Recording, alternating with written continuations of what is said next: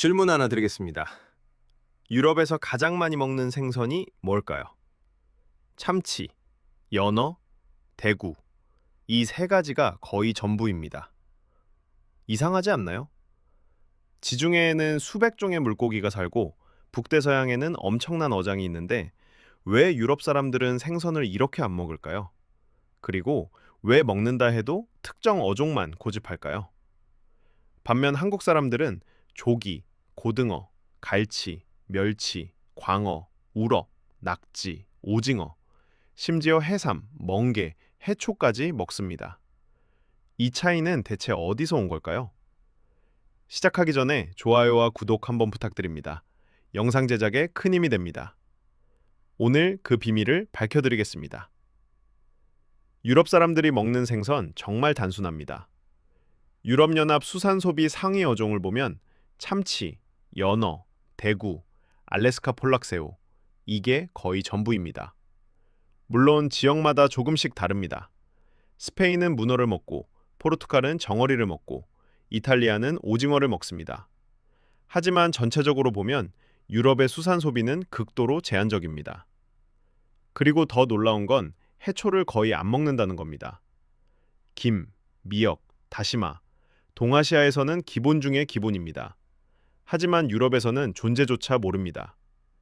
최근에 노르딕 푸드 트렌드로 일부 레스토랑에서 해조류를 실험적으로 쓰긴 합니다. 하지만 일상은 아닙니다. 바다의 다양성에 비해 유럽의 식탁은 놀라울 정도로 단순합니다. 왜일까요? 여기에는 여러 가지 이유가 있습니다. 하나씩 파헤쳐 보겠습니다. 먼저 유럽 북부의 바다를 봐야 합니다. 북대서양. 이름만 들어도 거칠게 느껴지지 않나요? 실제로도 그렇습니다. 북대서양은 파고가 높습니다. 강풍이 많습니다. 수심 변화도 급격합니다. 중세 유럽의 배로는 이런 바다에서 어업하기가 매우 위험했습니다. 물론 대구나 청어 같은 어종은 많았습니다. 하지만 그걸 잡으려면 목숨을 걸어야 했습니다. 산업혁명 이후에야 대형 어선과 냉동 기술이 발달하면서 대량 어업이 가능해졌습니다. 그 전까지는 바다는 식량의 보고가 아니라 목숨을 걸어야 하는 공간이었습니다. 그러니 육지에서 먹을 게 충분한데 굳이 바다로 나갈 이유가 없었던 겁니다. 그럼 지중해는 어떨까요? 지중해는 따뜻하고 잔잔하지 않나요? 이론적으로는 맞습니다. 하지만 실제로는 다릅니다. 지중해 관광지로는 환상적입니다. 푸른 물, 아름다운 해안. 하지만 생태적으로는 생산성이 매우 낮습니다. 왜냐하면 지중해는 거의 닫힌 바다이기 때문입니다. 대서양과 연결된 통로가 지브롤터 해협 하나뿐입니다. 그것도 폭이 좁습니다. 그래서 영양염 순환이 느립니다. 게다가 지중해로 흘러드는 큰 강이 별로 없습니다. 강은 영양분을 바다로 실어 나릅니다. 하지만 지중해는 그게 부족합니다. 결과적으로 지중해는 염도가 높고 수온이 높고 영양분이 적습니다. 이런 환경은 대형 어종이 살기에 불리합니다. 물론 물고기가 아예 없는 건 아닙니다. 작은 물고기들은 많습니다. 하지만 대량 어업을 하기엔 효율이 떨어집니다. 그래서 지중해 연안 국가들도 생선보다는 다른 식재료에 의존했습니다. 올리브, 밀포도, 치즈, 고기 이런 것들이 지중해 식문화의 중심입니다. 생선은 보조적인 역할이었습니다. 그리고 여기서 더 중요한 차이가 있습니다. 바로 갯벌입니다. 갯벌, 한국 사람들에게는 너무 익숙한 풍경입니다. 서해안 어디든 가면 갯벌이 펼쳐집니다. 조개, 낙지, 게, 굴, 바지락. 갯벌은 해산물의 보고입니다. 그런데 유럽에는 갯벌이 거의 없습니다. 왜냐하면 유럽 대부분의 해안은 급경사이기 때문입니다. 바다가 깊습니다. 조차도 작습니다. 그래서 갯벌이 형성되지 않습니다. 반면 동아시아는 다릅니다. 넓은 대륙봉, 큰 조차, 긴 강, 이 세 가지가 결합하면 갯벌이 생깁니다. 그리고 갯벌은 해양 생태계의 인큐베이터입니다. 수많은 생명체가 갯벌에서 자랍니다. 동아시아 사람들은 갯벌에서 조개를 캐고 낙지를 잡고 게를 잡았습니다. 배 없이도 그물 없이도 맨손으로도 해산물을 구할 수 있었습니다.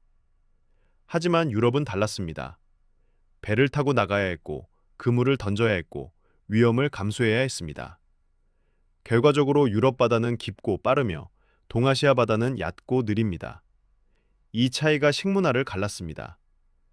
그런데 여기서 더 근본적인 질문이 생깁니다. 유럽은 애초에 왜 바다에 의존할 필요가 없었을까요? 유럽은 육지가 풍요로운 대륙입니다. 목축이 발달했습니다. 농업이 발달했습니다. 유럽의 기후는 온대입니다. 비가 적당히 오고 기온도 적당합니다. 목초지가 넓고 곡물이 잘 자랍니다. 그래서 유럽은 일찍부터 육지 중심 문명이 발달했습니다. 소를 키우고 돼지를 키우고 양을 키웠습니다. 밀을 재배하고 보리를 재배했습니다. 그리고 중요한 건 유럽의 인구 대부분이 내륙에 살았다는 겁니다. 파리, 베를린, 빈, 마드리드, 이 도시들은 전부 내륙입니다. 바다에서 멀리 떨어져 있습니다. 냉장 기술이 없던 시절에는 생선을 내륙까지 운반하기 어려웠습니다. 금방 상하기 때문입니다. 하지만 고기는 달랐습니다. 소나 양을 몰고 가면 됩니다. 살아있는 채로 운반할 수 있습니다. 도축한 후에도 훈제나 염장으로 보존할 수 있습니다. 조리도 상대적으로 쉬웠습니다. 그래서 유럽 사람들은 고기를 선호하게 됐습니다. 그리고 여기에는 인류학적 이유도 있습니다. 인간은 본능적으로 칼로리 밀도가 높은 음식을 선호합니다. 고기는 단백질과 지방이 풍부합니다. 생선보다 칼로리가 높습니다. 그래서 진화적으로 인간은 고기를 더 선호하도록 프로그래밍되어 있습니다. 유럽은 육지에서 고기를 충분히 구할 수 있었습니다. 그러니 굳이 위험한 바다로 나갈 이유가 없었던 겁니다. 하지만 문화적 이유도 있습니다. 생선에는 독특한 냄새가 있습니다. 비린내. 이건 TMAO라는 물질 때문입니다. 트리메틸 아민옥사이드. 바닷물 고기는 이 물질을 많이 함유하고 있습니다. 물고기가 죽으면 TMAO가 분해되면서 트리메틸아민이 됩니다. 이게 바로 비린내의 원인입니다. 신선도 관리가 어려웠던 시절에는 생선 냄새를 제거하기가 쉽지 않았습니다. 그래서 유럽 사람들은 생선 냄새를 불쾌하게 여겼습니다. 반면 동아시아는 달랐습니다. 생강, 마늘, 된장, 간장 이런 양념들이 비린내를 잡아줬습니다. 그리고 신선도를 유지하는 기술도 발달했습니다. 회를 먹는 문화, 젓갈을 담그는 문화 이런 것들이 생선 소비를 일상화시켰습니다. 그리고 유럽에는 종교적 이유도 있었습니다. 가톨릭에서는 금 6일이 있었습니다. 금요일이나 사순절 같은 기간에는 고기를 먹으면 안 됐습니다. 대신 생선은 먹을 수 있었습니다. 하지만 이게 오히려 역효과를 냈습니다. 생선은 어쩔 수 없이 먹는 대체 식품이 됐습니다. 진짜 음식은 고기고 생선은 참고 먹는 음식이었습니다. 그래서 생선에 대한 이미지가 부정적이었습니다. 그리고 계급 문제도 있었습니다. 중세 유럽에서 고기는 권력과 부의 상징이었습니다. 귀족들은 사냥을 했습니다. 사슴, 멧돼지, 새 이런 걸 잡아먹는 게 귀족의 특권이었습니다. 반면 생선은 서민 음식이었습니다. 가난한 어부들이 먹는 것. 그래서 생선은 계급적으로도 낮게 평가됐습니다. 이런 문화적 기억이 쌓이면서 유럽에서 생선은 주류 음식이 되지 못했습니다. 자, 정리하겠습니다. 유럽인이 생선을 먹지 않는 이유, 입맛 때문이 아닙니다.